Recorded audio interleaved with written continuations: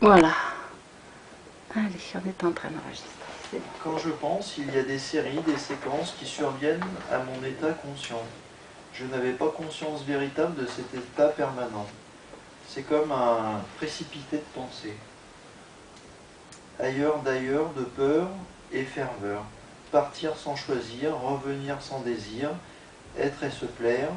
Aujourd'hui, comme hier, devenir pour ne plus en finir, me le dire et le faire. Et quand est-ce que vous avez écrit ça? Ouais, de temps en temps, j'écris.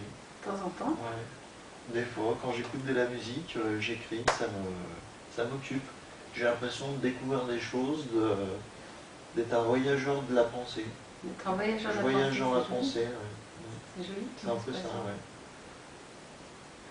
Donc, Tout ce qui est croyance, mystique, ésotérisme, ça m'intéressait pas du tout et en fait j'étais en plein dedans, sans en avoir conscience. Ah bon? Expliquez-moi voir. Et ben tout ce qui est croyance, doute, superstition, sciences parallèles, ça me plaît Ouais. et ça m'attire.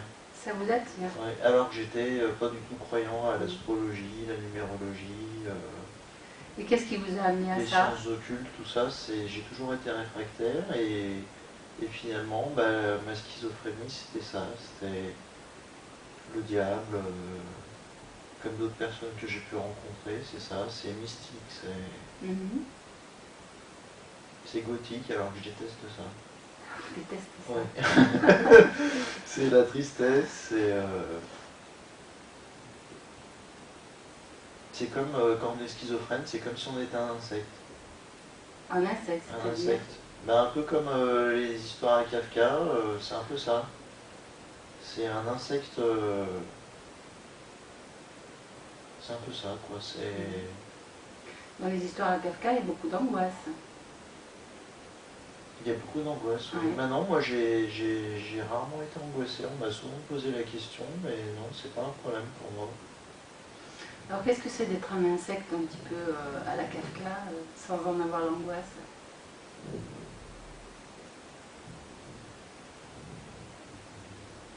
Mais la schizophrénie, je pense que c'est la vie, la société, elle nous rend schizophrène aussi.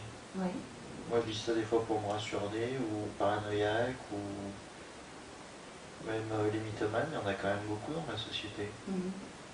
Et la société, elle nous rend comme ça. Il y a de l'excès dans la société, et tout ce qui est violence, tout ce qui est le danger, et ben je me perds rapidement.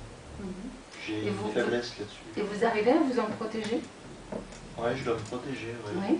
Mais je me protège en inventant des choses, en décalant la réalité, mais j'ai l'impression que c'est logique, que je trouve des choses qui sont logiques que les autres n'ont pas accès. Je sais pas, pendant des années j'ai cru au degré intellectuel, parce que j'avais lu un que sais-je de philosophie française, c'était assez compliqué, et il y avait une citation sur ben moi c'est ce que je pense être les degrés intellectuels ou la façon de penser. Oui. Alors, je comprenais pas ce qui m'arrivait, je croyais que c'était ça en fait, que j'évoluais dans la pensée moi. Et en fait, je suis devenu schizophrène et j'étais schizophrène. Et je voyageais par la pensée comme ça, et avec des choses, en partant de faits scientifiques sur la pensée, sur plein de choses. Avec le recul maintenant, comment... Mais des fois, mais je crois que c'est vrai. Oui. Même aujourd'hui, et je pense qu'il y a une part de vérité. Comme dans ce que sais-je de philosophie, il y avait marqué que je suis, quel je suis, que j'agis comme je suis. Et sincèrement, je pense qu'un cerveau, c'est capable que de ça. C'est la logique de la pensée. Et j'appelle ça les degrés intellectuels. Le que je suis, le premier degré, lequel je suis, le deuxième degré, et que j'agis comme je suis, le troisième degré. Ça me rappelle tout à fait ce que vous faisiez en peinture. Ben oui, et puis j'ai beaucoup écrit comme ça, et j'ai beaucoup dessiné comme ça. Et donc par rapport à votre schizophrénie, est-ce que vous pouvez dire avec le recul les débuts de votre maladie, comment ça s'est passé? Mais j'ai essayé d'expliquer. Il fallait que je comprenais pas ce qui m'arrivait, comme quand on est enfant ou adolescent, tellement ça va vite, tellement on est dans l'action de la pensée, qu'on commet des erreurs, et Oui. comme s'il y avait un dérèglement de la pensée. Il y avait comme un dérèglement de la pensée. Un dérèglement de la pensée, oui, mais je Et vous ne avez- m'en rendais pas compte. Moi, je pensais Ouais. que j'évoluais, que j'étais un être différent, Mhm. et que les autres n'étaient pas comme ça, mais qu'il y en avait qui étaient comme moi. Mais vous ressentiez la différence. Vous ressentiez votre différence. Oui, et en me vérifiant moi-même, en Mhm. m'analysant, et ben, j'essayais d'expliquer ce qui m'arrivait, mais le problème c'est que je décalais toujours à partir de faits scientifiques, et je me basais là-dessus, et je décalais la réalité, je retombais sur un autre fait, et puis je décalais encore, et puis j'en suis arrivé à mesurer 5 mètres de haut, vivre dans l'espace, plus être présent sur la Terre, en décalant petit à petit la réalité dans le futur. Comme si j'avais construit le futur et que je revenais du futur et que j'atterrisse dans le présent. Mhm. Et depuis 2 ans, j'ai l'impression d'atterrir dans le présent. Depuis 2 ans, peut-être un peu plus, non? Ben non, Non. j'atterris tout juste en ce moment. Vous atterrissez J'atterris tout dans juste. votre fauteuil, là, je suis bien présent. C'est à peu près ça, il faut bien 2 ans. Hein. Ah oui. C'est vrai, hein, je reviens de très loin, un grand voyage. Oui, c'est vrai. Jules Verne, Léonard de Vinci, des êtres merveilleux. Hein. Ouais. Je me Vous suis les avez pris lus? Bah non, mais Non, je pas me suis besoin. bien intéressé à Jules Verne, ces histoires un peu fantastiques comme ça. Et Léonard de Vinci aussi, je me prenais pas pour lui, mais j'étais un concurrent. Un concurrent de Léonard. Ouais, et puis quand j'étais très délirant, quand j'étais sur la Terre, et ben, je me prenais pour Adolf Hitler. C'était à l'époque où je faisais les hôtels à Lyon, et j'allais dans les hôtels 3-4 étoiles, et je me mettais dans les salons, et je regardais, et j'analysais les gens, je pensais, je m'intéressais un peu à la peinture, et j'essayais de comprendre ce qui m'arrivait. Oui. Et il m'arrivait des histoires, j'avais des hallucinations sonores, par exemple, j'entendais les dalles, les fondations de tous des gros bâtiments Oui. résonner, comme si il y avait plusieurs bombes qui tombent et qui explosent Enfin, ça résonnait, c'était très impressionnant, j'ai jamais entendu ça. Et vous cherchiez une explication ou vous faisiez que accueillir cette sensation Non, je étrange? croyais que c'était ça. Mhm. Ça résonnait. Mhm. C'est comme si dans ma tête, ça résonnait un peu la pensée. Ça résonne. Là, il y a une résonance de la pensée, Mhm. mais oui, une résonance, comme dans une pièce, quand on écoute de la musique, l'acoustique, et ben, c'est comme s'il y avait une résonance, une fréquence qui perturbe. La pensée. Ouais. Alors j'essaye de C'est les repérer pensées ça, qui mais résonnent. il y a... Et du coup, ça donne l'impression d'avoir des hallucinations. Ben oui, c'est ça, comme une résonance, ça fait un débordement et comment dire, c'est une erreur de la pensée. Cette résonance de la pensée, elle entraîne une erreur. Mhm. Et qu'est-ce que vous ressentiez encore comme symptômes, comme particularité? Les effets secondaires des médicaments, souvent. Oui. Il faut pas se demander pourquoi on arrête notre traitement, parce que c'est très pénible, les traitements ils sont longs à trouver. Oui. Et il nous arrive tellement de choses. Moi j'étais hyper sensible à tous les médicaments, les neuroleptiques. Et il m'arrivait de la paralysie dans la rue, je pouvais plus marcher, je pouvais plus respirer, des étouffements. J'ai cru que je mourrais plusieurs fois d'étouffement, de beaucoup de tremblements. Et ça, c'était dû aux médicaments? Oui, c'était les médicaments. Il faut s'y habituer. Tout à l'heure, vous disiez que vous avez l'impression d'être Hitler. Quelle explication? Enfin, D'être Hitler. Pourquoi Hitler? Je sais pas, pourtant je l'aime pas. Qu'est-ce que ça veut?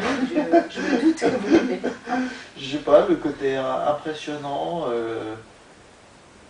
tout ce qui était impressionnant, je vivais lui, à un moment j'avais l'impression, je sais pas, d'un coup j'étais dans le salon de la Tour Rose à Saint-Jean, Oui. et je sais pas, je me suis retrouvé avec ses bottes droit, en train de donner des... Comme vous savez quand il faisait ses discours, Oui. la violence, et puis je vivais des choses, par exemple, j'étais dans ma chambre chez mes parents, et c'était la guerre, je voyais toute, comment dire, je visualisais l'armée allemande à notre époque. S'il y avait les Allemands dans toute l'Europe, 50 ans plus tard, et ben, qu'est-ce que ça aurait donné en 2000? Alors je voyais des drapeaux allemands qui s'abaissaient sur les palais de justice, beaucoup de violence. Et cette violence, elle était... C'est comme des elle films vous qui faisait peur défilaient. ou vous étiez dedans? Non, je subissais. Vous subissiez? Oui, je subissais. Et ouais, beaucoup de violence. Je sais pas, le noir et le rouge, c'est des couleurs à éviter quand on est schizophrène. Ouais, il y a des choses qu'il faut éviter. Il y a des choses qu'il faut éviter quand on est schizophrène. Voilà, ça c'est une conversation qu'on a vue souvent et vous en aviez parlé plus d'une fois. La religion peut s'y perdre. Moi, je m'y suis perdu complètement. La science, on s'y perd aussi, mais bon, bah, il faut bien s'attraper à quelque chose. Hein. Et vous disiez effectivement dans la religion, dans la philosophie, dans les sciences, violence aussi, la violence. Voilà, vous disiez dans ces choses-là on peut s'y perdre quand on est en crise de schizophrénie, donc il ne faut pas trop y aller. Non. Mais en revanche, les science-fiction, les croyances, les superstitions, oui, il faut éviter tout ça. Et pour quelles raisons il faut y éviter?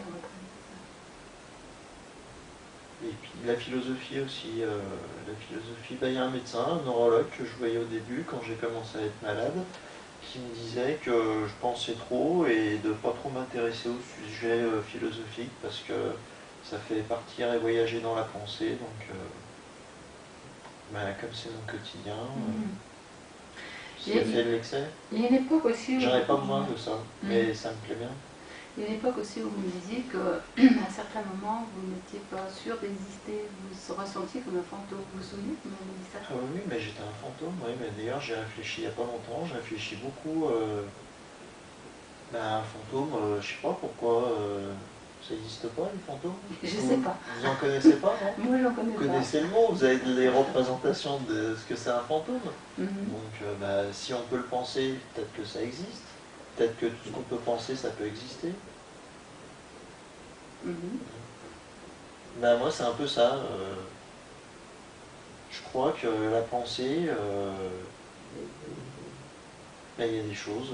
Le surréalisme, ça existe bien en peinture. La poésie, ça existe bien. Pourtant, la poésie, c'est pas vérité. La poésie, c'est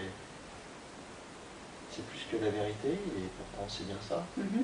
Mais c'est quoi pour vous le fantôme? La poésie, c'est quand même bien vrai, elle plaît à l'esprit, la poésie, donc on ne peut pas dire la poésie, c'est pas vrai. Mais c'est quoi pour vous le fantôme? Ah, le fantôme, c'était moi, un dédoublement de la personnalité. C'est un dédoublement de la personnalité. Oui. Mais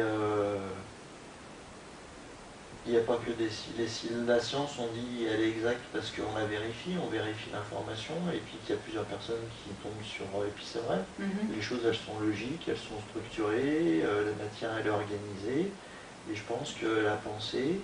je pense qu'il y a des choses qui nous dépassent et qu'on a finalement des difficultés à penser, et quand on est schizophrène, on imagine des choses qui sont fausses, mais finalement elles sont peut-être vraies ces choses.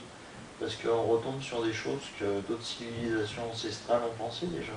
Moi, il m'est arrivé de faire des schémas, des choses, de vivre des histoires que d'autres civilisations ont déjà vécues, de vérifier des choses comme ça.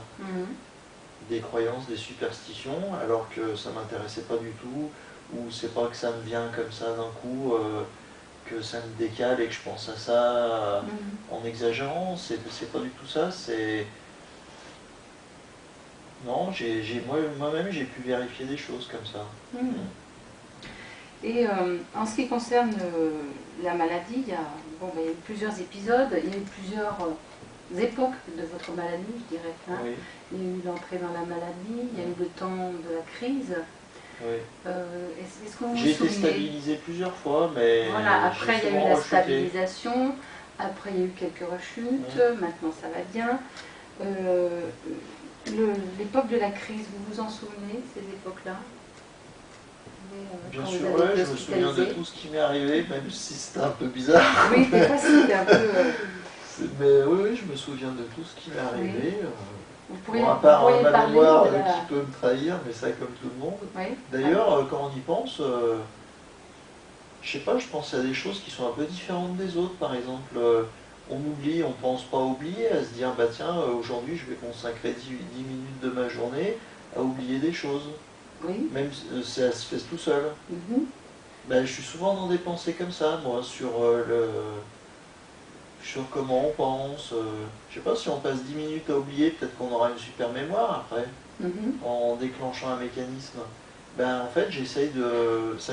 Et alors, comment vous Ça pouvez fait 6 faire mois pour que penser j'essaye à de oublier? trouver des petites astuces comme ça pour faire des progrès, et donc le travail sur moi-même, mais j'essaye tout. C'est compliqué quand même de penser à oublier. Et j'ai l'impression que je vais plus arriver à progresser, ou ça va être très long. C'est vrai. Je crois que je suis bien dans votre fauteuil, Madame Navarro. Tant mieux, je suis contente, Stéphane. Dites-moi, je voudrais qu'on revienne sur les hospitalisations, parce que vous me disiez tout à l'heure, quand on a préparé un petit peu, quand je vais parler des hospitalisations... Les hospitalisations, je pense pas qu'on aime ça. Moi, j'ai toujours mal vécu mes hospitalisations. Je comprenais pas pourquoi on m'hospitalisait. Déjà, oui. Ah oui. Puisque je me suis rendu compte quand même, c'est que dans le privé et dans le public, c'était pas les mêmes politiques.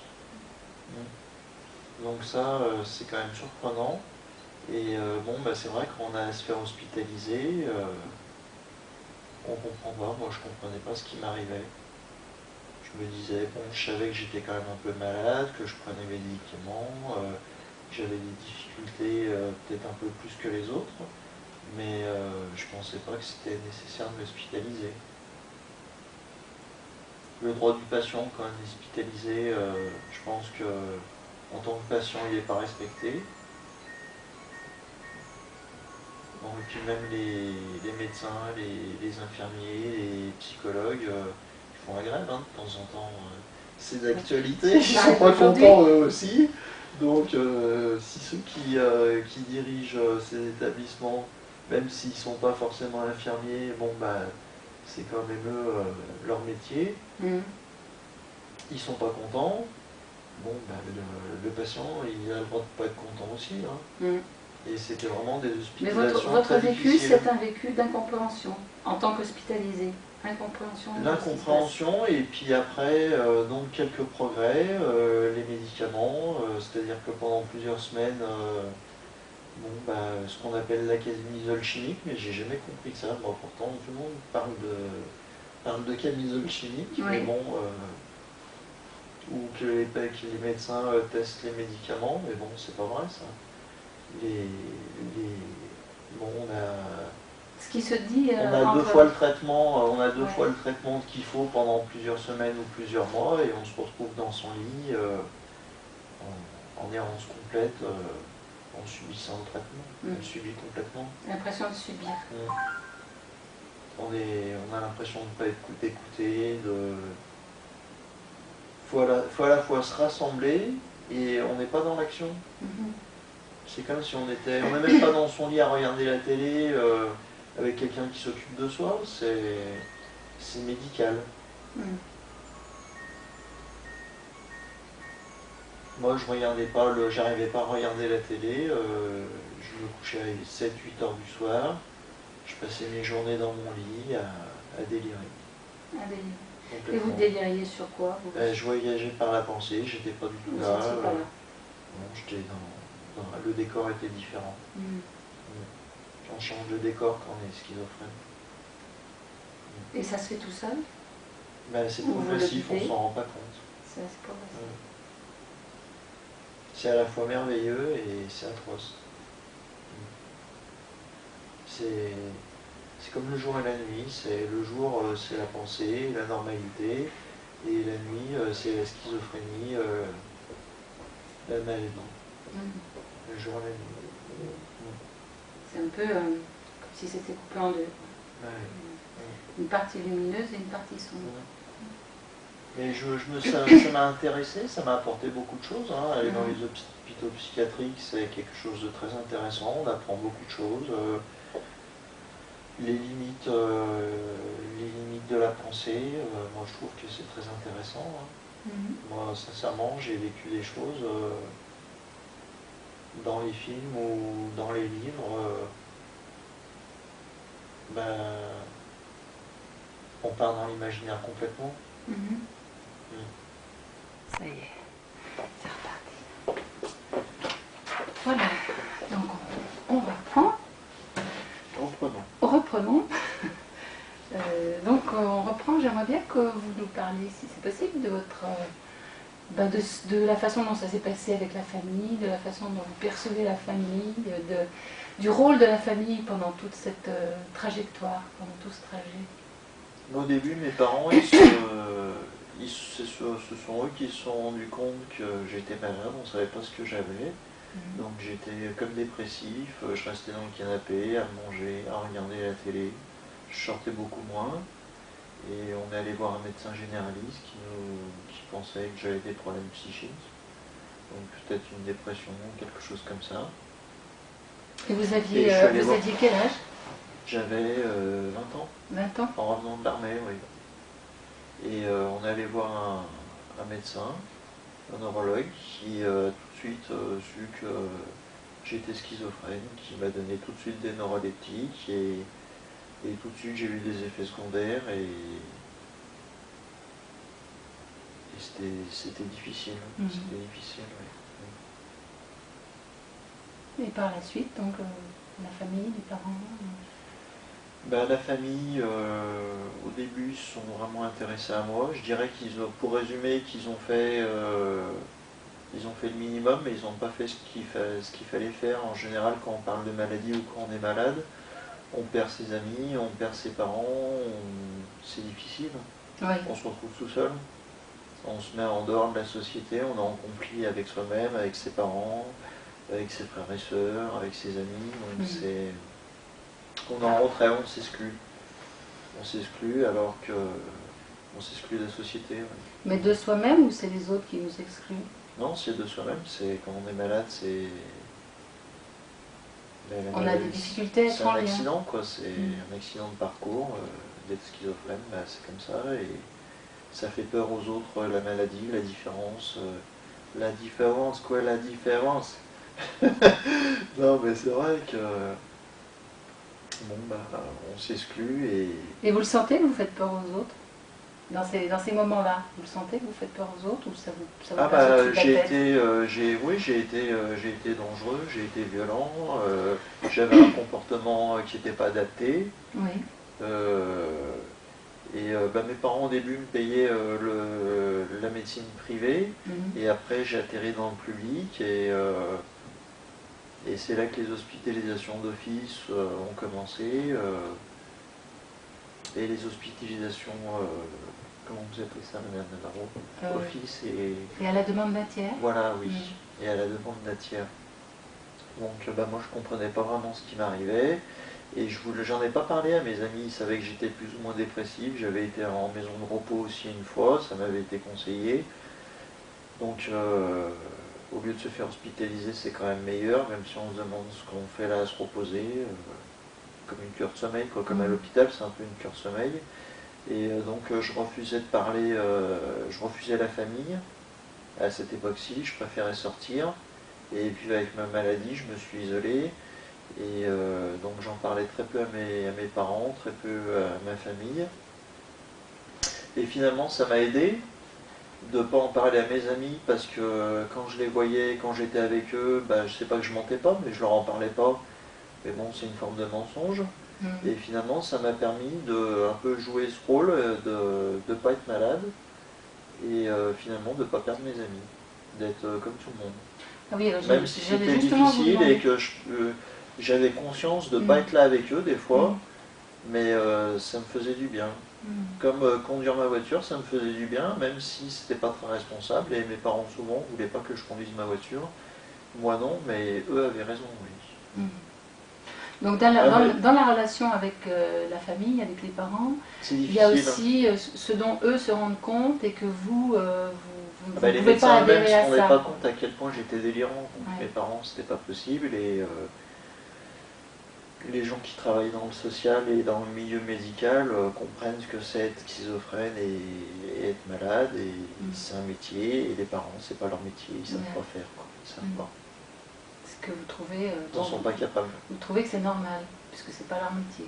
C'est normal, mais il y a des parents qui sont plus compréhensifs que d'autres. Hein. Mais moi je pense que vous comprenez plus que ce que par exemple ma mère peut comprendre, mon père peut comprendre, et ça j'ai quand même du mal à l'admettre. Oui, mais en même temps vous disiez que c'est un métier. C'est comme ça. Hein, c'est un métier, c'est une formation, c'est pas pareil. Ils s'y sont intéressés, mais bon, pas autant que je le souhaitais. Ils m'ont déçu, je les ai déçus. Oui, c'est difficile la déception. Ils m'ont pardonné, je leur ai pardonné.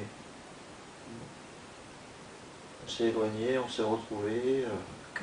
Comme dans la chanson, ouais. Mais je suis pas Vanessa Paradis. Mais j'ai quand même vécu au paradis. C'est un paradis artificiel, c'est un peu comme la drogue, la schizophrénie, mais ça s'arrête jamais, quoi. Même avec les médicaments. Quand vous dites ça s'arrête jamais, ça veut dire qu'en ce moment encore, vous avez le sentiment que c'est je dois penser, je dois me gérer, je dois penser à moi, je dois penser à être normal, à être comme les autres. Je sais ce que c'est être... je suis peut-être même plus normal que quelqu'un de normal, de pas schizophrène. Parce que vous y veillez. Pas en difficulté psychique, parce que je dois gérer et je fais très attention. Je suis un bon PDG, je me gère. J'ai vu il y a quelque temps une interview de John Nash, vous savez Ah oui, il est bien ce film. Et quand il est de la CIA, lui... Non mais l'interview de ce monsieur, en réalité, pas le film. Et il dit, lui aussi, je dois gérer ma pensée. Oui, je dois être ma propre police pour ne pas être malade et pour être normal et équilibré. Vous voyez, c'est un peu cette chose-là, ce que vous dites. Et donc aujourd'hui, vous vivez chez vous, vous vivez plus chez vos parents? Oui, j'ai un appartement, je suis passé par l'association Horloge, et puis le CMP aussi avec Logisoin m'avait aidé dans un logement thérapeutique, qui était très bien, où j'ai pu faire de grands progrès et me rendre compte véritablement de la schizophrénie, ma maladie. C'est là, c'est en habitant à cet endroit-là que vous avez pu commencer à en prendre conscience. Oui, comme je le dis pour l'expliquer aux médecins et aux soignants, c'est comme un mythomane, tout le monde se rend compte qu'il vous raconte des histoires invraisemblables, qu'il a discuté avec Patrick Goël, qu'il l'a battu au poker, ou je sais pas, qu'il est sorti avec Harrison Ford hier soir, mais non, et qu'il est délirant en fait, et dans des histoires invraisemblables. Moi j'étais dans des histoires invraisemblables, et j'ai compris tout seul que j'étais dans l'erreur, mais grâce à tout ce qui avait été mis en place. Mais personne ne m'a dit Stéphane, tu délires à ce point-là. Je me suis rendu compte que je faisais pas 5 mètres de haut, que les choses qui devaient arriver, elles n'étaient pas arrivées, et puis c'est petit à petit comme ça que j'ai déconstruit toutes mes histoires, toute la réalité que je m'étais inventée. Quand vous dites que les choses qui devaient arriver n'étaient pas arrivées, ça veut dire que vous aviez le sentiment d'une certitude que quelque chose allait arriver, et puis vous étiez dans l'obligation de constater que non? Oui, parce que comme j'étais dans le futur, donc c'est comme des probabilités ou des événements ou une actualité. J'avais une actualité qui n'était pas celle des autres.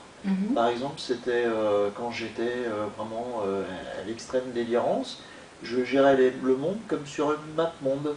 C'est-à-dire que, comme si j'avais un écran, par exemple, faut que je vous explique quelque chose, ce qu'on appelle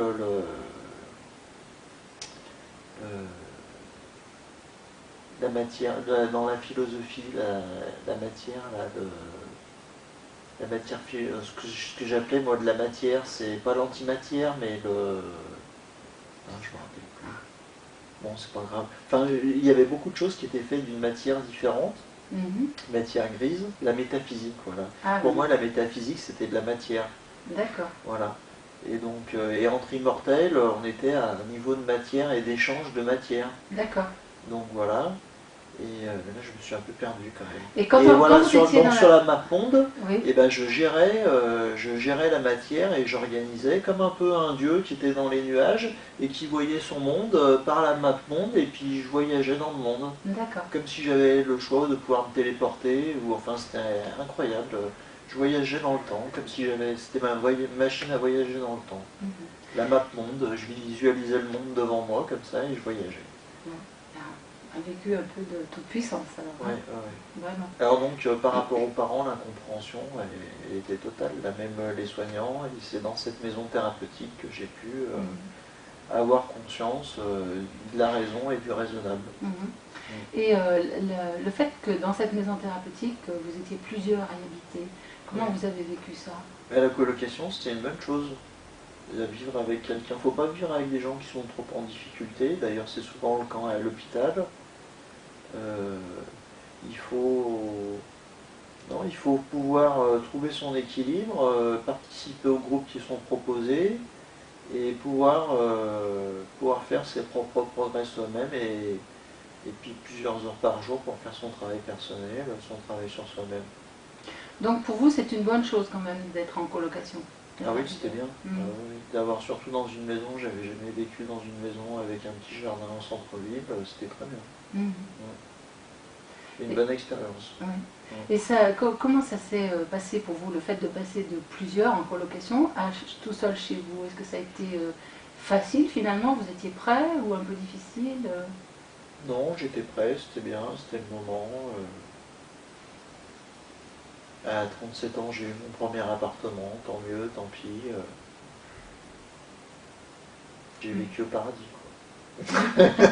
Faut en revenir. Et alors vous continuez à écrire, je vois, puisque vous nous avez dit quelque chose donc là au début. Est-ce que vous continuez aussi à peindre? Oui, toujours un peu. Je fais des expositions. J'ai des sujets de pensée, j'ai le temps, l'espace, l'homme et la femme, enfin toutes les questions philosophiques, les questions, je dirais, les plus importantes auxquelles on n'est pas habitué, parce que les choses essentielles, on les vit, mais on n'y pense pas. Je sais pas, qu'est-ce que c'est un homme, qu'est-ce que c'est une femme, qu'est-ce que c'est de penser, qu'est-ce que c'est le temps, qu'est-ce que c'est l'espace. Parce que le temps, c'est par les nuages, ou le passé, le futur, ou l'inconditionnel, ou l'impératif. Hein. Le temps, on sait qu'il fait des erreurs. On ne sait pas grand-chose sur le temps. Sur l'espace non plus. On ne sait même pas si l'espace il est structuré en 3 dimensions. Si tout est structuré en 3 dimensions. On sait quasiment rien. Il y a des doutes, il y a des énigmes. Il y a des énigmes. Des énigmes, oui. Vous aimez les énigmes ou vous êtes toujours confronté à des énigmes? J'aime bien l'aventure. L'aventure. Je suis l'Indiana Jones de la pensée, madame. C'est ça, Indiana Jones. Oui, tout à fait. Oui, c'est vrai. On se retrouve dans des paysages un peu similaires à ceux de Indiana Jones, de danger. Non, moi c'était un mélange de Star Wars et puis un peu Star Trek aussi. Mais les choses, elles étaient plus réelles que la réalité. Elles étaient plus vraies. C'est ça que... Comme, je sais pas, vous voyez un bout de tissu ou un morceau de cuir, il y a la texture, la matière, quoi, la richesse de l'objet. Oui. Et puisque c'était plus vrai, les choses elles étaient plus vraies. C'est comme si j'étais dans le vrai, mais ça me décale, ou je sais pas, tout le monde devrait être schizophrène, et quelques-uns normaux, je sais pas, peut-être qu'il y a un décalage aussi là, mais tout peut être possible et imaginable, hein, ça arrive. Et si on peut le penser, c'est que c'est vrai, madame Navarron. C'est que ça existe. Autrement, vous êtes comme un enfant, vous racontez. Les enfants, quand ils vous racontent des histoires invraisemblables, ou qui vous font un tour de magie, et puis ce tour de magie, c'est pas un tour de magie, mais pour eux, c'est un tour de magie. On se dit, mais on comprend la chose. Non, mais quand je vous dis, les enfants, ils ont raison. C'est quand on pense quelque chose, c'est vrai, même si ça paraît incroyable. La pensée, c'est une réalité. Ben oui, si on pense, c'est que c'est possible. Par exemple, moi je pense que le temps, ce qu'on sait le plus sur le temps et qu'on n'en a pas conscience, c'est que le temps, on arrive à le représenter. Il y a des objets qui représentent le temps. Je pense qu'il y a des voitures qui se font comme ça, une voiture ça se fait de telle façon, une maison ça se fait de telle façon, que les choses elles se font de telle façon, que les choses elles sont... Un ordinateur c'est comme ça, et l'intelligence artificielle, c'est la métamanie de la société, non?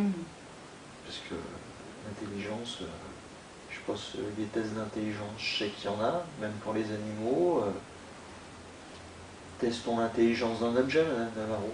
Peut-être qu'ils sont plus puissants que nous. Bien. Bon, bah écoutez, il me reste à vous remercier, Stéphane, d'avoir bien voulu qu'on fasse cette vidéo pour moi, c'est pour l'enseignement, mais pour vous, qu'est-ce qui fait que vous avez accepté mon offre de faire cette vidéo? Moi, ça me permet de discuter et d'avancer dans mon travail sur moi-même. Oui.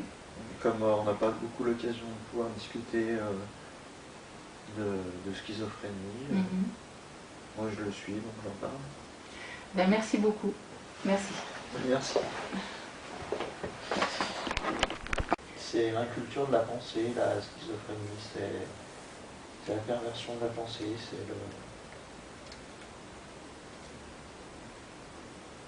la limite, il ne faut pas dépasser. Bien. C'est comme si on connaissait la mort et qu'on en revenait, c'est un peu les choses comme ça. Ouais.